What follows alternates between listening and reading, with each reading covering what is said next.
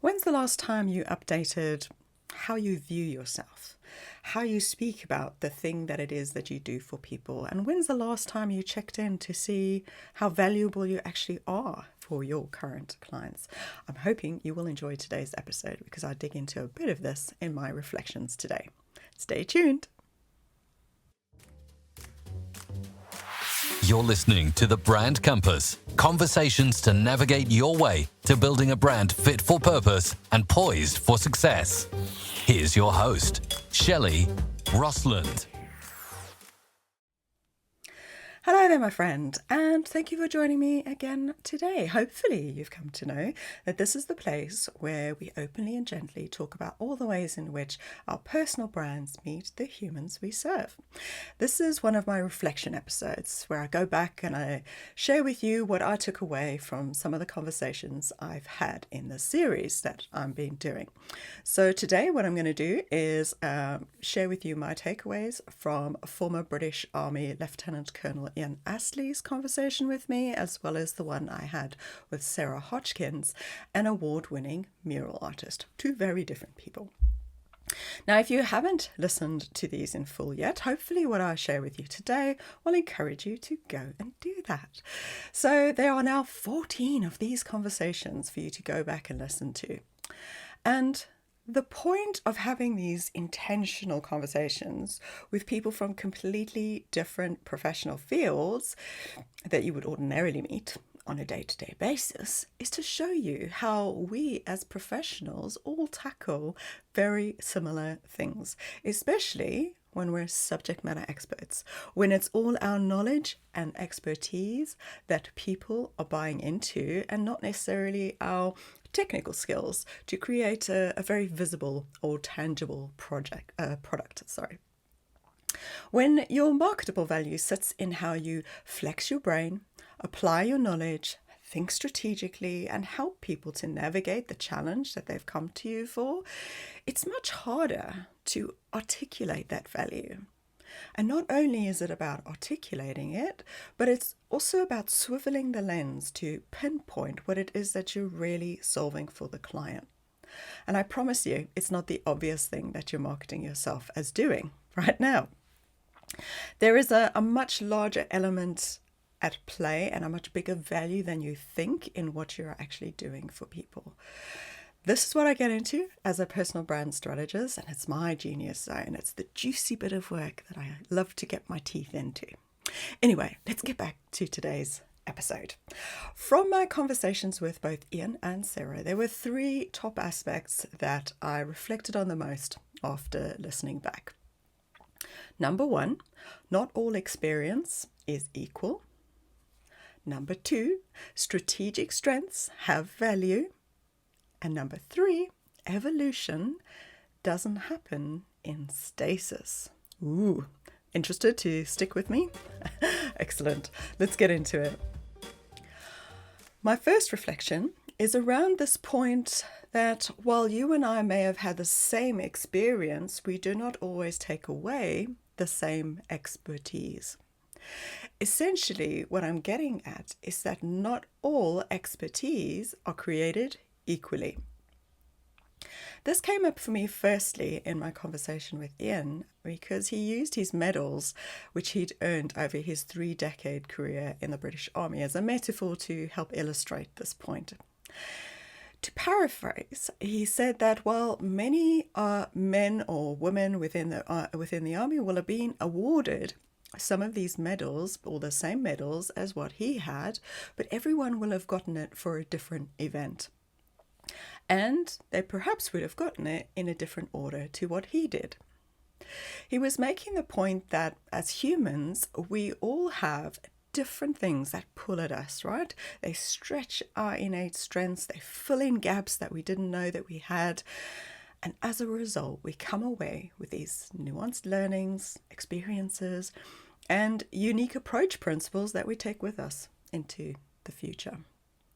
I love this. I thought that worked really well as a metaphor. And I think we can probably relate to that ourselves. You may have done, for example, the same courses as your peers and perhaps have done gone through some of the same trials and tribulations as they did too, but you would have walked away from that very different to how they did. If I look back on Sarah's conversation, I think this angle can be related to the fact that today our careers are squiggly. There are very few straight lines really from training and moving into a profession. In the creative world, this is very apparent, but as I speak to more and more people about how they got to do the thing that they do today, 9 out of 10 people are very different to their peers. Everyone's got there at a different pace and rate. My takeaway for you probably on this is don't assume that the peer you're talking to is exactly the same as you. You will both have nuances and differences and be special in your own ways. And that bit is what you should be leaning into when you're marketing or communicating what you do for people, and not those common underlying technical skills that you all have, if that makes sense. Now, this moves me into my second reflection. And this is a bit of a passion topic for me, because it's what I see happening with most of my clients, and that is in recognizing that strategic strengths have value. You just have to work harder at articulating your marketable value, which is essentially, frustratingly, intangible and emotively and intellectually based. Interestingly, this did come up in both Ian and Sarah's conversations, even though arguably Sarah does in fact create a physical product or service, which are her large-scale murals that are on massive walls that you just can't miss, right? But hear me out. I think that if you are a service professional, like a consultant, a coach, mentor, guide, or advisor, this will hit home for you. Trying to articulate what your clients can achieve by working with you, it's really tricky for some subject matter experts, especially if you specialize in helping people with their thinking, their mindset, or their strategic decision making. In Ian's episode, we talked about this. He shared he had struggled a bit with articulating what he brings to the table as a leadership coach. He described how ultimately, as a coach, a trainer, or a mentor, you can't always affect the change that would come from the client actually going through whatever he's engaged to help the client with. They may have made decisions on things or come up with a plan or a way forward. He wouldn't have been involved in actually actioning anything that the client had made a decision on or had committed to do as a result of the coaching work. So the question is, how does Ian articulate his value then for a prospective new client? What's the benefit of working with him? So you probably already know this, so I don't want to be teaching you how to suck eggs, as the English like to say, but let me walk this through in my words and see if it lands a bit more for you. And I want this to apply, that you to apply this to yourself as you're listening. If your work is focused on strategically supporting clients as opposed to what I would call execution work, where you're doing the doing, my biggest advice and guidance when trying to pinpoint and articulate your value is to lean as much as possible into the client's emotive and intellectual journey, as opposed to these measurable, tangible outcomes that they could have. For you to do this, you need to get some very good, detailed feedback from your clients, because once you have their words and not yours, you can clearly shape how they see that value of working with you. And if you get really good at describing that, this is what will help make people realize that they're really craving to have you work with them. Well, this was a very obvious ache for Ian. In Sarah's episode, she shared a story where she'd been contacted by a support person who was actually working with an autistic little boy in a school, where she was commissioned to do these large-scale murals on some walls. And it turned out that even though Sarah is already very comprehensive in her briefing of her work because she wants to make sure whatever she's creating and painting will have meaning and purpose in the space that they're in. The kind of benefit or value of her work that this lady shared with her was not even on her radar at all. Basically, what it came down to was that her murals were giving this little boy back weeks of education and teaching because of the effect the murals were having in calming, centering, and grounding him when he needed it. My takeaway in learning from Sarah sharing that bit of that story with me was that we shouldn't really take lightly how and where we add value. We need to be open to things changing and also uncovering more of our innate genius along the way, which we may not be cognizant of. This way, we'll never be undervaluing our contribution. And this beautifully brings me on to my third and last reflection, which is that evolution doesn't happen in stasis. Now, if you're quite familiar with me and the conversations I've been having around what a good subject matter expert looks like, it's that a good one is one who's constantly learning, maintaining an up-to-date bank of knowledge, and has their hands on the current issues of their clients in the face of the topic, and they're not afraid of changing course if necessary. This way, they naturally evolve over time. We are living in a fast-changing world right now, hot in the fluster of the fourth industrial revolution of the intelligence age, which is ripe with technological advances and the challenges of rapid change that it brings.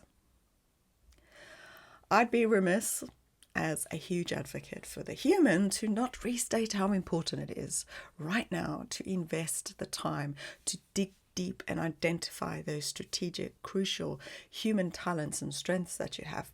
Sharpen them up.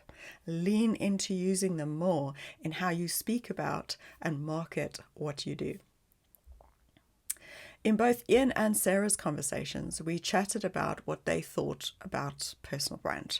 And we came down to the points that were important, which were, I'm sure you will agree with me, being genuinely yourself, first and foremost, building and maintaining a reputation of doing what you say you are going to do, caring that you actually leave the client better off after working with you, and being brave enough to actually say no to things that don't sit right because you are steadfast in your standards, your values, and your principles. Now, we all know that humans have internal moral and ethical compasses, right? They gain the internal compasses as they move through their childhood, schooling, studies, into adulthood, into their professional workspaces and their social interactions. AI code doesn't have this. It's learning from a hot, tangled mix of second, third, and fourth-hand knowledge. You, my friend, have first-hand experiences that inform you. That is valuable. The road to shaping a version of yourself that you are happy and comfortable in sharing with the outside world depends on your evolution. And do you know what helps? Being brave. Making moves. Take little steps and sometimes bigger jumps into experimenting to work out what fits and what doesn't. Be more of yourself. Embrace what you are really good at. Share it. Be proud of it. And allow new clients, peers, and colleagues to find you quicker and benefit from working with you. Evolution doesn't happen in stasis. So the message here is whatever you do, do not sit still. Do not be complacent and avoid change. You will not get through the next few years, let alone the next decade, if you do. Through both Ian and Sarah's conversations, we also came down to how important it was to ask for and use feedback to help inform you about what your impact is on your clients, peers, or colleagues. If you have been doing what you've been doing for many, many years, you no doubt are highly proficient at what you do, and you will have naturally evolved over time. But perhaps you haven't updated yet how you see yourself and your value. Your evolution needs to be tracked and noticed.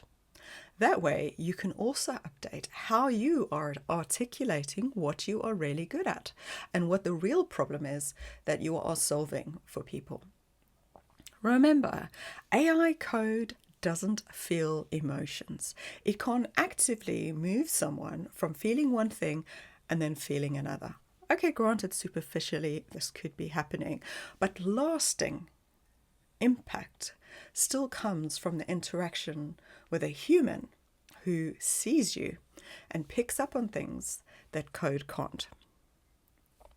Takeaway from this reflection: take some time to step back and reflect on your evolution. How are you sharper today than you were when you first started out? What exactly are your hard-won, pure, amazing human talents? What are your clients saying today about what you do for them? Do you need to update and adjust how you speak about what you do when you're talking to others about what you do and the problems that you solve? And that's it. Hope that was all right for you. Did that work? Did you feel anything of what I've shared now? So if you wanted to go back and actually listen to Ian's episode, that's episode 85. And Sarah's is 87. So hopefully this has encouraged you to go back and listen if any of that kind of resonated with you at all. I'm working really hard on lining up some new interesting people to talk to. So make sure that you follow or subscribe on your favorite app so that you don't miss any new episodes. And finally, if you'd like to work with me, if you want to work on your personal brand strategy to identify these amazing intangible human talents and genius you have that you're not sharing enough and perhaps aren't communicating well enough to people, give me a shout. My details are all in the show notes. So who do you know who could do with hearing this episode and about the series that I'm doing? Until next time, my friends, stay strong, believe you have value, and make good brand decisions. Thank you for listening to The Brand Compass. If you enjoyed this episode, make sure to share it with your entrepreneurial friends and help them make good brand decisions. Until next time, let's keep the conversation going at 𝗘𝗣𝗜𝗦𝗢𝗘𝗟𝗟.com.